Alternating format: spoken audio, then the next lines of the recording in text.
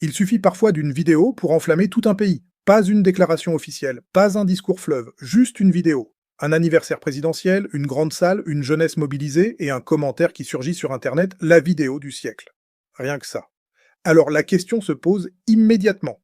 Assistons-nous à un simple moment de célébration ou à un épisode soigneusement orchestré qui dépasse le cadre d'un anniversaire?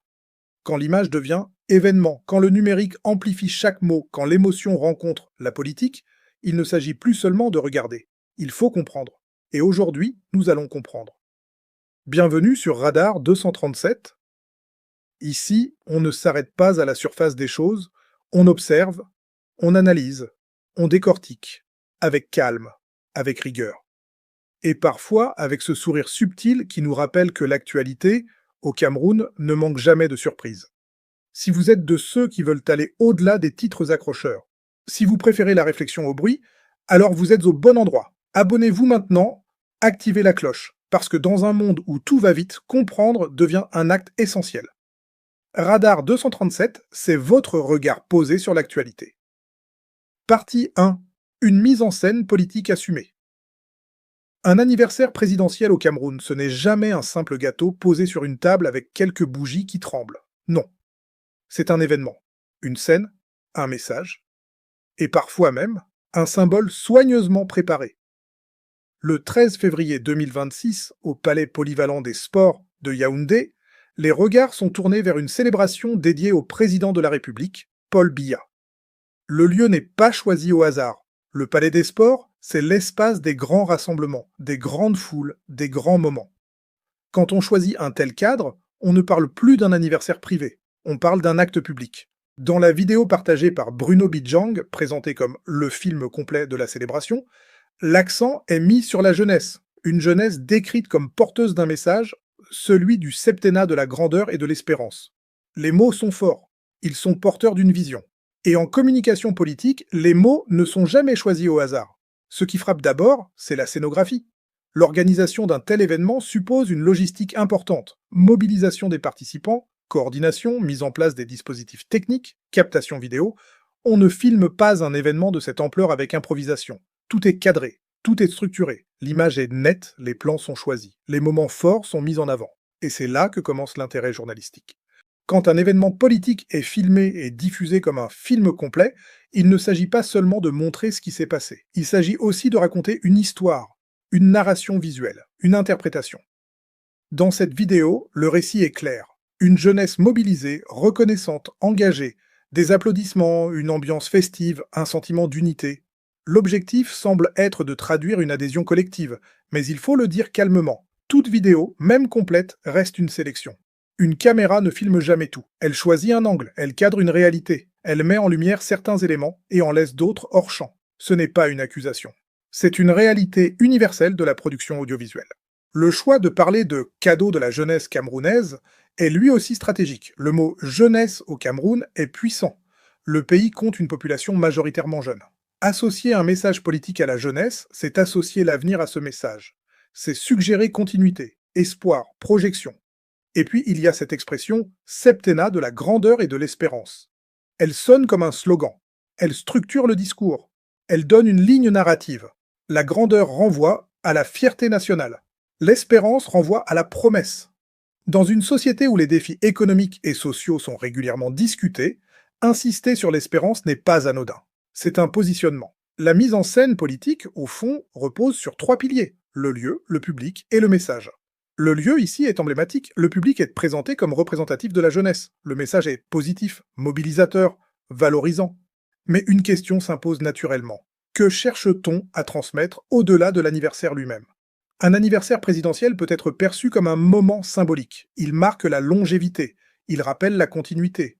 Il peut aussi servir de moment de réaffirmation politique. La vidéo, en tant qu'objet médiatique, joue un rôle central. Elle devient archive, elle devient preuve visuelle, elle devient outil de communication. Et dans l'ère numérique actuelle, celui qui contrôle l'image influence la conversation. Ce qui rend cette séquence intéressante, ce n'est pas seulement la célébration. C'est la décision de la présenter comme le film complet. Cette formulation suggère une transparence totale. Comme si le spectateur avait accès à l'intégralité de l'événement. Or, dans les faits, un film, même complet, reste une construction. Il a un début, il a une progression, Il a une fin, il a un rythme, il est pensé pour captiver. Et captiver, c'est convaincre sans forcément argumenter. Il faut aussi noter que l'événement se tient dans un cadre officiel, avec une symbolique institutionnelle forte. Ce n'est pas un rassemblement spontané filmé sur un téléphone. C'est une cérémonie organisée dans un espace structuré. Cela donne au contenu une dimension solennelle. Dans les réactions en ligne, certains internautes ont affirmé avoir vu ce que d'autres créateurs de contenu n'ont pas su montrer. Cette phrase est intéressante, elle sous-entend une concurrence narrative, une bataille de regards, une compétition d'angles. Aujourd'hui, chaque événement public peut être raconté de plusieurs manières.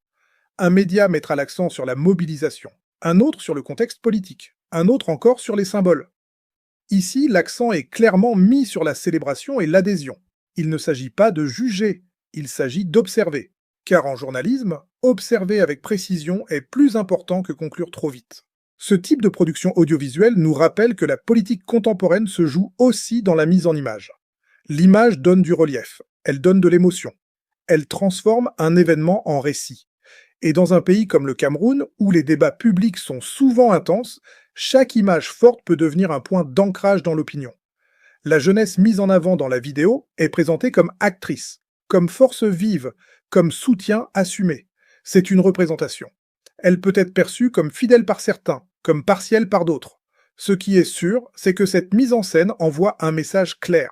Il existe un soutien visible et organisé, et c'est précisément ce message qui alimente les discussions.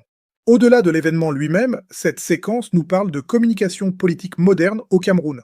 Elle montre que les acteurs publics et médiatiques comprennent l'importance du numérique, comprennent l'importance de la viralité, comprennent l'importance de la narration. Une salle pleine est un fait. Une salle pleine filmée et diffusée devient un symbole. La différence est là. Mais une question reste suspendue. Comment cette narration visuelle est-elle reçue et amplifiée par le public en ligne? Partie 2. L'effet Internet, entre admiration, amplification et subjectivité. Au Cameroun, une vidéo ne reste jamais longtemps tranquille. Dès qu'elle touche à la politique, elle prend la route des réseaux sociaux comme un taxi un jour de pluie, rapide, bruyant et chargé d'opinion. Lorsque Bruno Bidjang publie ce qu'il présente comme le film complet de l'anniversaire du président Paul Biya, le contenu ne se contente pas d'exister, il circule, il est partagé, il est commenté, il est interprété, et surtout, il est amplifié. C'est là que commence la deuxième vie d'un événement, sa vie numérique. Sur la toile, les réactions apparaissent rapidement. Certains internautes saluent la qualité de la vidéo. D'autres affirment enfin voir ce que les autres créateurs de contenu n'ont pas su montrer. Cette phrase est révélatrice. Elle suggère que la bataille ne porte pas seulement sur les faits, mais sur la manière de les montrer. Aujourd'hui, l'information ne se limite plus à être transmise. Elle est comparée, elle est évaluée, elle est mise en concurrence. Dans ce contexte, la formule « la vidéo du siècle » surgit, un internaute l'affirme, en assumant le caractère subjectif de son commentaire. Et voilà qu'un simple mot « siècle » change l'échelle de la discussion. Un siècle, c'est 100 ans, c'est long, très long. Pourtant, sur Internet, quelques heures suffisent pour qu'un contenu devienne historique, au moins dans l'émotion du moment. C'est ainsi que fonctionne la dynamique numérique. L'instant peut prendre des proportions immenses. L'enthousiasme peut se transformer en slogan. Et le slogan peut devenir tendance. Mais attention, dire qu'un contenu est la vidéo du siècle ne signifie pas que tout le monde partage cet avis. Internet n'est pas une salle unique où tout le monde applaudit en même temps. C'est une place publique. On y trouve des soutiens, des critiques, des observateurs silencieux. Or, en réalité, le consensus en ligne est souvent plus fragile qu'il n'y paraît. Dans le cas de cette vidéo, plusieurs éléments favorisent l'amplification. D'abord, le sujet. Un anniversaire présidentiel attire naturellement l'attention. Ensuite, le cadre. Une grande salle, une mobilisation visible, une ambiance festive, enfin, la promesse. Le film complet. Cette idée de complétude intrigue. Et puis, il y a la dimension émotionnelle. Une vidéo politique n'est jamais neutre dans sa réception.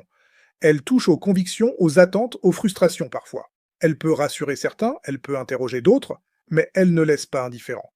Dans les commentaires, on observe souvent 3 types de réactions. Ceux qui applaudissent, ceux qui critiquent et ceux qui analysent. Les premiers voient dans la vidéo une démonstration de soutien clair et structuré. Pour eux, l'image parle d'elle-même. La salle, la mobilisation, l'énergie collective deviennent des preuves visibles. Les seconds questionnent. Ils s'interrogent sur la portée réelle de l'événement. Ils rappellent que l'image peut être mise en scène. Ils soulignent que la viralité ne remplace pas l'analyse. Les troisièmes tentent de prendre du recul. Ils observent la communication, la narration, la stratégie. Ils ne nient pas l'événement. Ils cherchent à comprendre son impact. Et c'est précisément ce mélange de perceptions qui donne à Internet son pouvoir. La viralité ne se décrète pas. Elle se construit par interaction. Chaque partage ajoute une couche. Chaque commentaire ajoute une nuance. Chaque débat renforce la visibilité. Dans ce cas précis, la vidéo devient plus qu'un simple enregistrement. Elle devient un point de discussion nationale.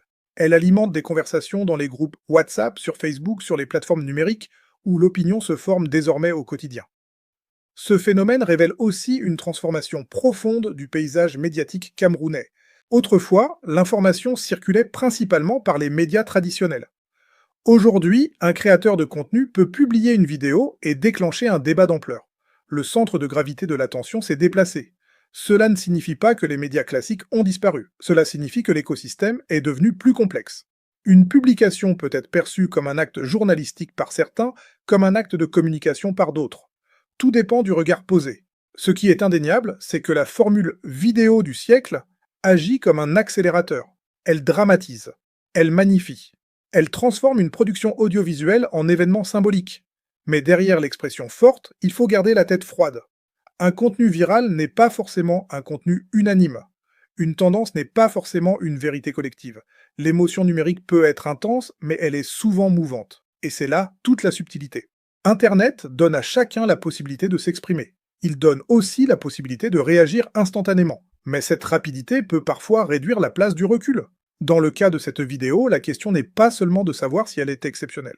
La vraie question est de comprendre pourquoi elle a suscité autant de réactions. Est-ce la qualité technique? Est-ce la symbolique politique? Est-ce le contexte national? Ou est-ce la puissance des mots utilisés pour la qualifier? Probablement un peu de tout cela. Ce qui est certain, c'est que l'espace numérique camerounais devient un terrain stratégique. Les images y sont décortiquées, les discours y sont amplifiés, les opinions y sont parfois polarisées. La vidéo de l'anniversaire ne vit plus seulement dans la salle du Palais des Sports, elle vit désormais dans les téléphones, dans les conversations, dans les débats. Elle devient un miroir. Chacun y projette sa lecture.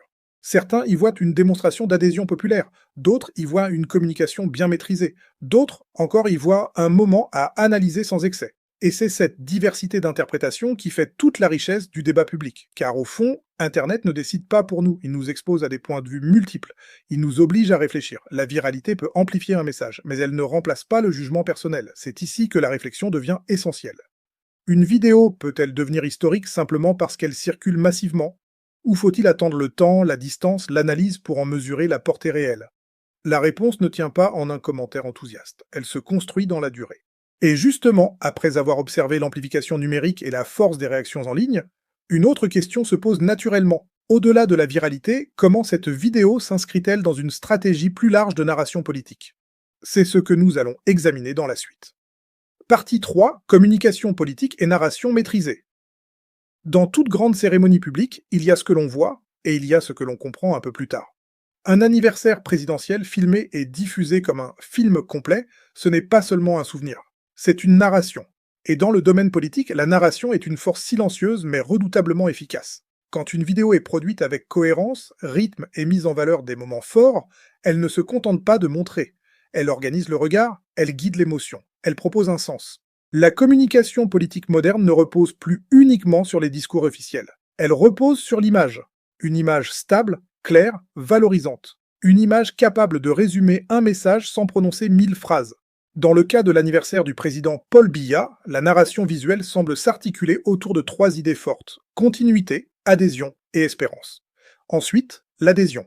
Les images mettent en avant une mobilisation visible, une jeunesse engagée, présentée comme actrice du moment. Dans une narration politique, la présence du public n'est jamais neutre. Elle valide symboliquement l'événement. Elle suggère un soutien. Elle donne corps au message. Enfin, l'espérance. Le slogan évoqué autour du septennat de la grandeur et de l'espérance n'est pas un simple ornement verbal. Il structure le récit. La grandeur parle à la fierté nationale. L'espérance parle à l'avenir. Ensemble, ces deux notions dessinent un horizon. Mais ce qui mérite une attention particulière, c'est la manière dont la vidéo articule ces éléments. Une narration maîtrisée ne laisse pas de place au hasard. Elle sélectionne les séquences les plus expressives. Elle insiste sur les moments de communion. Elle met en valeur les signes d'enthousiasme. Elle construit une progression. Ce n'est pas un défaut, c'est une stratégie. Dans le paysage médiatique camerounais actuel, où chaque événement peut être interprété de multiples façons, maîtriser sa propre narration devient essentiel. Celui qui raconte l'histoire en premier imprime souvent le cadre du débat. En présentant le contenu comme le film complet, la communication suggère une transparence. Elle affirme implicitement « regardez par vous-même ». Cette démarche peut renforcer la crédibilité auprès de ceux qui estiment avoir accès à l'intégralité de l'événement. Mais il faut rappeler une évidence simple. Un film, même complet, reste un montage. Il y a toujours un choix, toujours un angle, toujours une intention. La caméra peut élargir un plan ou le resserrer. Elle peut insister sur un applaudissement ou sur un discours. Elle peut accélérer le rythme ou le ralentir. Chaque décision façonne la perception. Dans cette séquence, l'impression générale est celle d'un événement harmonieux. Les plans renforcent cette impression. La cohérence visuelle soutient le message politique. Et c'est là que la communication politique devient subtile. Elle ne dit pas toujours explicitement ce qu'elle veut faire comprendre. Elle le suggère. Un rassemblement organisé peut être interprété comme une preuve de soutien. Une ambiance festive peut être perçue comme un signe d'optimisme collectif. Une forte mobilisation de la jeunesse peut être vue comme une projection vers l'avenir. Mais l'interprétation reste ouverte. C'est le propre de toute narration politique. Elle propose un cadre, mais le public conserve son regard. Dans un contexte où l'opinion publique est active et connectée, la maîtrise de la narration ne garantit pas l'unanimité. Elle garantit seulement une cohérence. Et cette cohérence est un outil puissant. Il faut également considérer le rôle des mots associés à l'image. Les expressions utilisées autour de l'événement participent à la construction du sens. Elles orientent dans la lecture. Elles créent une atmosphère. Lorsque l'on parle de grandeur, on évoque une ambition. Lorsque l'on parle d'espérance, on évoque une promesse. Ces termes agissent comme des repères. Ils simplifient la compréhension. Ils rendent le message accessible. La communication politique efficace repose souvent sur cette simplicité. Des mots clairs, des images fortes, un message central. Dans le cas de cette vidéo, la narration semble vouloir transmettre une idée précise. Il existe une dynamique positive autour du chef de l'État, portée notamment par une jeunesse engagée. Il appartient ensuite au public de juger la portée réelle de cette représentation. Il est important de souligner que la communication politique n'est pas nécessairement synonyme de manipulation. Elle est une composante normale de la vie publique. Les institutions communiquent. Les acteurs politiques communiquent, les citoyens eux-mêmes communiquent. La question n'est pas de savoir s'il y a communication. La question est de comprendre comment elle fonctionne. Ici, elle fonctionne par l'image, par la scénographie et par la mise en récit. Elle fonctionne aussi par le timing. La diffusion intervient dans un contexte où l'attention est déjà orientée vers l'événement. La publication nourrit la discussion. Elle prolonge la célébration au-delà du Palais des Sports. Et c'est précisément cela qui transforme un événement ponctuel en objet de débat durable. Une narration maîtrisée ne s'arrête pas au moment où la salle se vide. Elle continue en ligne. Elle continue dans les conversations. Elle continue dans les analyses. Mais à ce stade, une question essentielle émerge. Si la narration est maîtrisée, si l'image est soignée, si le message est cohérent, comment mesurer l'écart entre la représentation et la réalité vécue par l'ensemble de la population? C'est ici que l'analyse devient plus profonde. Une communication peut être forte visuellement, tout en suscitant des lectures différentes selon les sensibilités. Certains verront dans cette vidéo un symbole de stabilité et de continuité. D'autres y verront une stratégie bien orchestrée. D'autres encore adopteront une position intermédiaire, reconnaissant la qualité de la production tout en gardant un regard critique, et c'est normal. Dans une société pluraliste, une image unique peut produire des interprétations multiples. Ce qui est certain, c'est que la vidéo ne laisse pas indifférent. Elle ne se contente pas d'illustrer un anniversaire. Elle alimente une réflexion plus large sur la manière dont le pouvoir se raconte à travers les images. La narration maîtrisée est un outil. Elle peut renforcer un message. Elle peut structurer un débat. Mais elle ne remplace pas la discussion. Et justement, après avoir observé la construction du récit et la stratégie de communication, une interrogation persiste. Lorsque certains internautes parlent de « la vidéo du siècle », sommes-nous face à une simple hyperbole numérique ou à un signal politique plus profond? Partie 4, la vidéo du siècle, hyperbole numérique ou signal politique. Durée estimée, 8 à 10 minutes, la vidéo du siècle. 4 mots, pas plus. Et pourtant une formule qui pèse lourd. Dans le feu des commentaires en ligne, un internaute qualifie ainsi le film de l'anniversaire du président Paul Biya. Il précise que c'est subjectif. Il l'assume. Et c'est justement là que le débat devient intéressant. Car dans l'espace numérique camerounais, les mots ne flottent jamais dans le vide. Ils créent une ambiance, ils dessinent une perception, ils influencent la discussion. Dire « la vidéo du siècle » ce n'est pas seulement féliciter une production, c'est la hisser au sommet symbolique, c'est lui donner une place exceptionnelle dans l'imaginaire collectif. Mais qu'est-ce qu'un siècle, au fond? Un siècle, c'est une période traversée par des crises, des victoires, des défis, des transformations profondes. Un siècle, c'est le temps long, le recul, l'épreuve du temps. Or, Internet fonctionne à l'instant, à la minute, à l'émotion immédiate. C'est ce contraste qui mérite notre attention. Quand un contenu politique est qualifié de vidéo du siècle, on observe d'abord un phénomène d'amplification émotionnelle. L'enthousiasme s'exprime avec force, la formule frappe, elle attire l'œil, elle circule. Mais au-delà de l'émotion, il faut se poser une question simple. Cette expression révèle-t-elle quelque chose de plus profond? Dans une société connectée, les superlatifs ne sont jamais anodins. Ils traduisent une intensité, une adhésion forte, parfois même une volonté d'affirmer publiquement un positionnement. Car commenter, c'est déjà prendre position. Dans ce cas précis, qualifier la vidéo de l'anniversaire présidentiel de vidéo du siècle peut être perçu comme un signal d'adhésion politique. Pas forcément officiel, pas forcément organisé, mais symbolique. C'est une manière de dire « ce moment compte, ce moment dépasse le cadre ordinaire » et c'est là que la dimension politique s'invite. Car dans la communication publique, la perception est aussi importante que le fait lui-même. Une salle pleine est un fait. Une salle pleine qualifiée d'historique devient un symbole.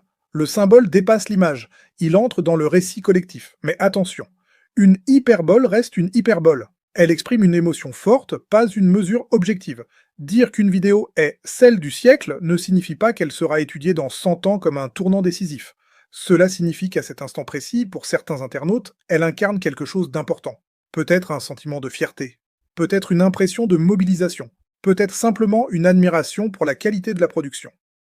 Le numérique a cette particularité. Il transforme l'intensité individuelle en phénomène collectif. Un commentaire fort peut devenir viral. Une expression marquante peut être reprise.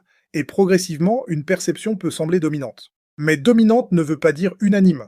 Dans les débats autour de cette vidéo, il existe aussi des voix plus nuancées.